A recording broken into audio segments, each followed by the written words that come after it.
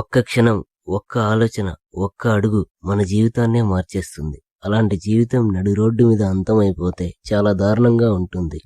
అలాంటి దారుణానికి అవకాశం ఇవ్వకుండా దయచేసి మనం అందరం డ్రంక్ అండ్ డ్రైవ్ చేయకుండా, ర్యాష్ డ్రైవింగ్ వెళ్లకుండా, వాహనం నడుపుతూ ఫోన్ మాట్లాడకుండా, వాహన పరిమితం కంటే ఎక్కువ ప్రయాణించకుండా, హెల్మెట్ ధరించి మన ప్రాణాలను మనం కాపాడుకుందాం.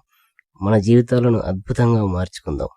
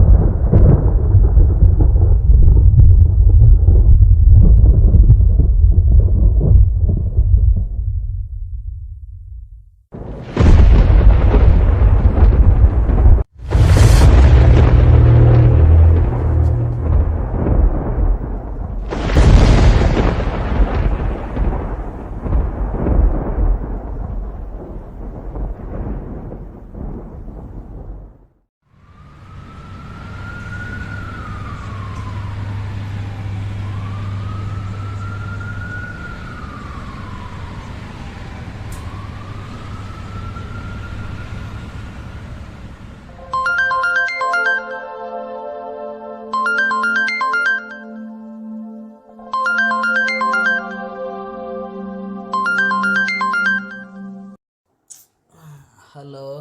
రే హర్ష, కార్తిక్ సూసైడ్ చేసుకుని చనిపోయాడు రా. ఎప్పుడు?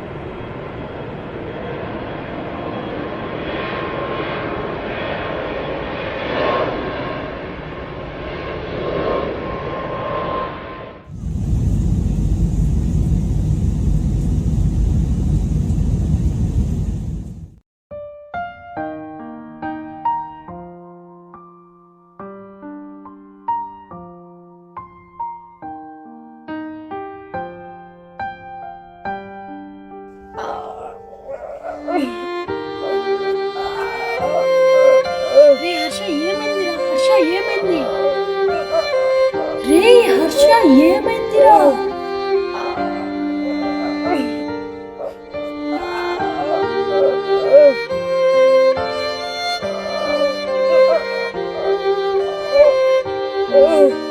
రే హర్ష రక్తం వస్తుందిరా.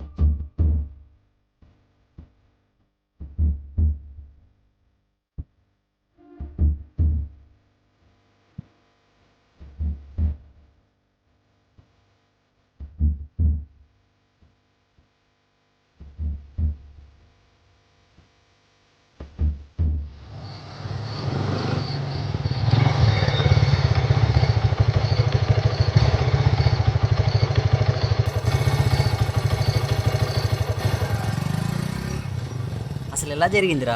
ఏమో బా అసలు అర్థం కావడం లేదు. సూసైడ్ అన్నారు. రైల్వే బ్రిడ్జ్ పై నుండి దూకి చచ్చిపోయాడంట. పోస్ట్ మార్టం చేశారు కదా, అందుకే ఎక్కువసేపు ఉంచకూడదని త్వరగా తీసుకెళ్లారు.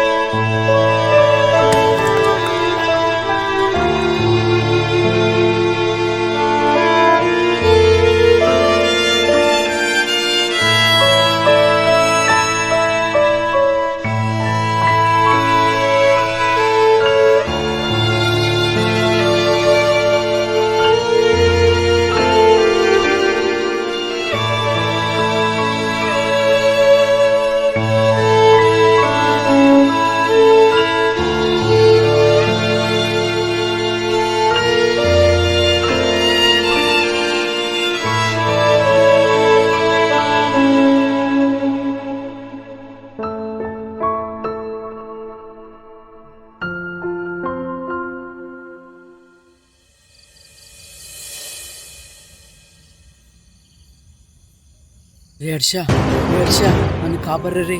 రే హర్ష, వాళ్ళు నన్ను చంపడానికి వస్తున్నారు. ప్లీజ్ రా, నన్ను కాపర్రా. రే హర్ష, ప్లీజ్ రా, నన్ను కాపర్రా. రే కార్తిక్,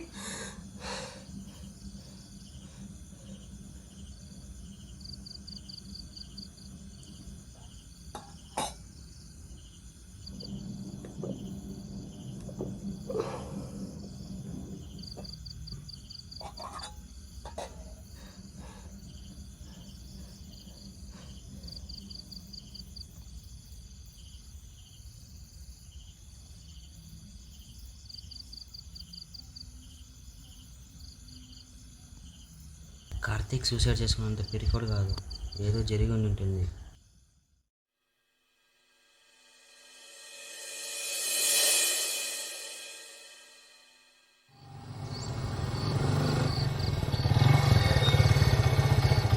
నేను ఇక్కడే నేను వెళ్ళొస్తా. సరే బా. నమస్తే సార్. ఆ, సార్ అది మా ఫ్రెండ్ కార్తిక్ది సూసైడ్ కాదు మర్డర్ అని నాకు డౌట్గా ఉంది సార్. సో మీరు ఆ కేసుని రీఓపెన్ చేసి ఇన్వెస్టిగేషన్ చేయండి సార్. ఎవడు ఆ బ్రిడ్జ్ మించి దూకి ఆత్మహత్య చేసుకున్నాడే వాడా? వాడి కేసు 3 రోజుల క్రితమే క్లోజ్ అయిపోయింది. అయినా ఆ అబ్బాయి కావాల్సిన వాళ్ళు ఒప్పుకున్నారు అది ఆత్మహత్య అని. లేలే తెగ వచ్చేస్తారు రీఓపెన్ అని. లేదు సార్, నా దగ్గర కొన్ని ఆధారాలు ఉన్నాయి. దాన్ని బట్టి మీరు ఇన్వెస్టిగేషన్ చేస్తే తెలుస్తుంది సార్ అసలు ఏం జరిగిందా అని. ఏ చూపి. మీరు నాతో వస్తే చూపిస్తాను సార్. అంటే మాకేం పని పట్లకి కూర్చున్నాం అనుకున్నావు అక్కడ? ఎవడు పడితే వాడు పిలుస్తూ వెళ్ళిపోవడానికి? వెళ్ళవాయ్, ఆల్రెడీ క్లోజ్ అయిపోయిన కేసుని పట్టుకుని పొద్దున్న నా తల తింటున్నావు.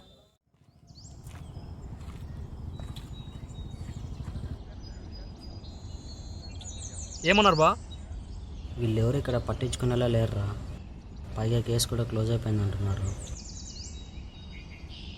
ఇక్కడ అంతే బా, మనకు తెలిసిందేగా. ఉంటే మన కాడ బాగా డబ్బైనా ఉండాలా, లేదా గట్టి ఆధారాలైనా ఉండాలి.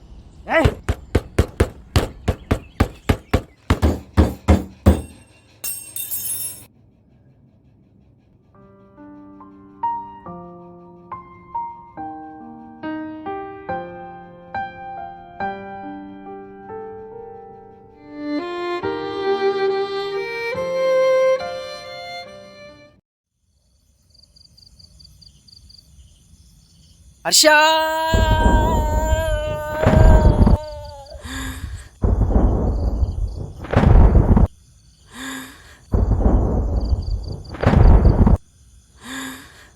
రే కార్తీక్!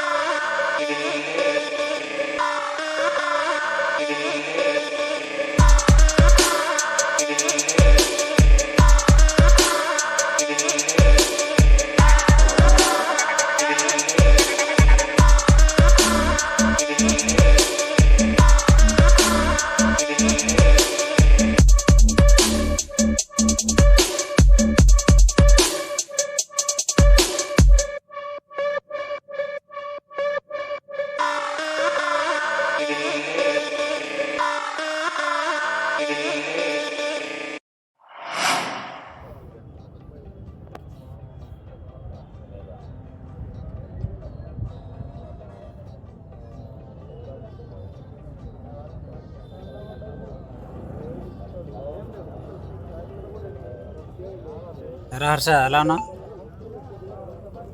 బాగానే ఉన్నా, నువ్వెలా ఉన్నావు? పర్లేదు, బాగానే ఉన్నా. సరే, ఏం చేస్తున్నావు ఇప్పుడు? ఏం లేదురా, ఖాళీనే. సరే కానీ నువ్వు నాకు ఒక హెల్ప్ చేసి పెట్టాలరా. చెప్పరా.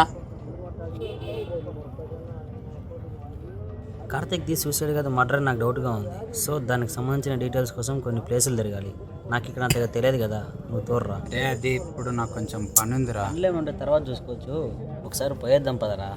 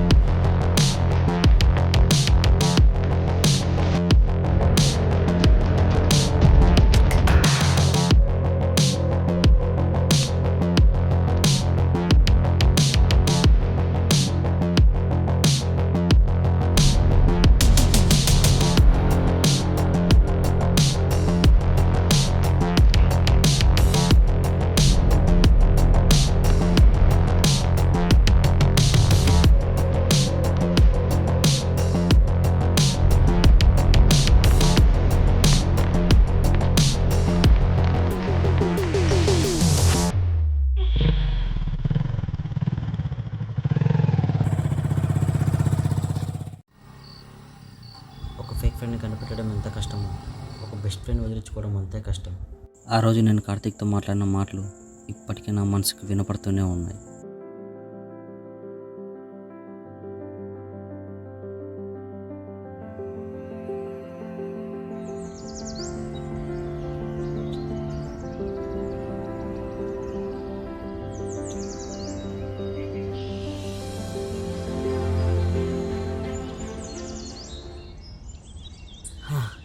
రే కార్తీక్, ఇక్కడున్నావా?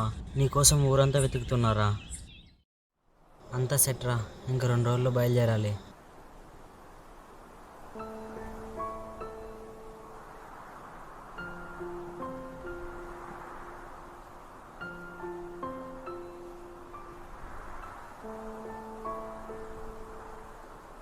ఏరా, బాధపడుతున్నావా? కొద్ది రోజులు నువ్వు నన్ను అవాయిడ్ చేసినంత మాత్రాన నువ్వు నా గురించి బాధపడడం తగ్గుద్దా? లేక నేను నీ గురించి ఆలోచించడం తగ్గుద్దా?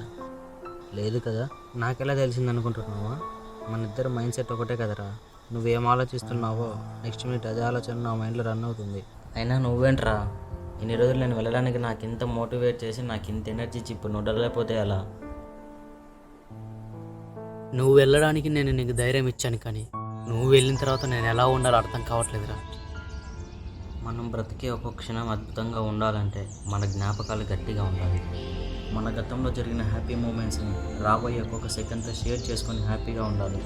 మన లైఫ్లో హ్యాపీ మూమెంట్స్కి ఏం తక్కువరా. అయినా మన బాధ మన భవిష్యత్తును మార్చదు, కష్టం మాత్రమే మారుస్తుంది.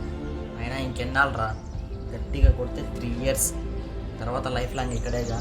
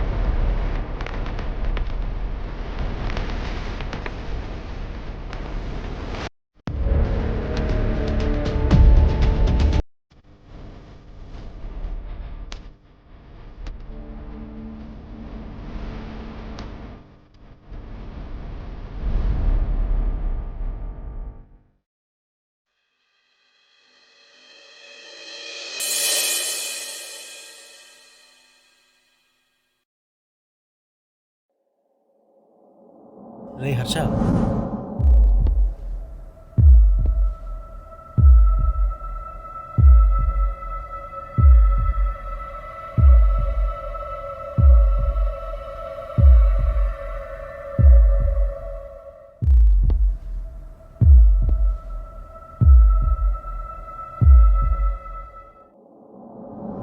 హర్ష వెళ్దామా? వెళ్దాం.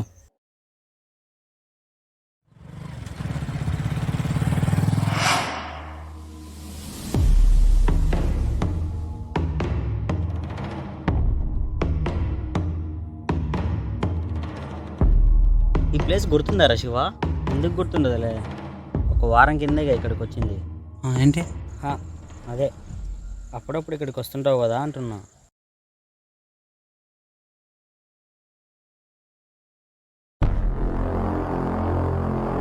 ఇందాక ఇంటి దగ్గర సూర్యగడి కలిసారా? రే హర్ష, చెప్పురా. నువ్వు 2 రోజులు కార్తీక్ సూసైడ్ విషయంలో ఏం జరిగిందో తెలుసుకోవడానికి తిరుగుతున్నావు అని తెలిసింది. దాని గురించి నీకు విషయం చెప్దామని పిలిచా. చెప్పు. నువ్వు అనుమానిస్తున్నది నిజమే. కార్తీక్ది సూసైడ్ కాదు, మర్డర్. అది చేసింది ఎవరో కాదు, మన శివగాడు. ఈ విషయం నాకెలా తెలిసిందంటే మొన్న మా బాబాయ్ శివగాడు మాట్లాడుకున్నట్టు విన్నాను. ఏ బాబాయ్? అదే రంగారావు బాబాయ్, హెడ్ కానిస్టేబుల్. శివగాడు కార్తీక్ని చంపి రైల్వే బ్రిడ్జ్ కింద పడేసి వస్తుంటే ఎవరో చూసి ఎస్ఐకి చెప్పాడంట. పైగా కార్తీక్ పోస్ట్ మార్టంలో సూసైడ్ కాదని తేలేసరికి ఈ విషయం బయటపడితే పెద్ద ప్రాబ్లం అవుతుందని భయపడి శివగాడు 10 లక్షలు తీసుకొచ్చి ఎస్ఐకి ఇవ్వమని మా బాబాయ్ చేతికి ఇవ్వడం నేను నా కళ్ళారా చూశాను. ఈ విషయం ఎలాగైనా నీతో చెప్పాలని నిన్నటి నుంచి నీకోసం వెతుకుతున్నా.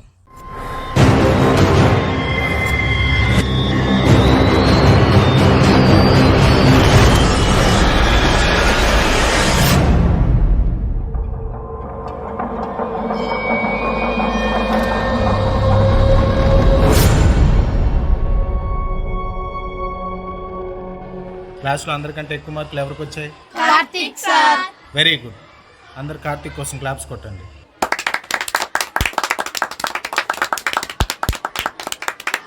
మరి అందరికంటే తక్కువ మార్కులు ఎవరికి వచ్చాయి? శివ సార్. సిగ్గుందారు కొంచెమైనా అందరి ముందు ఇలా నిలబడడానికి? ఎన్నిసార్లు కొట్టినా నువ్వు బాగుపడవారా? కార్తీక్ను చూసి సిగ్గు తెచ్చుకోరా. కార్తీక్, వాడిని ఒక 10 ముక్కు చెంపలు కొట్టు, అప్పుడైనా సిగ్గు వస్తుంది వెదవకి.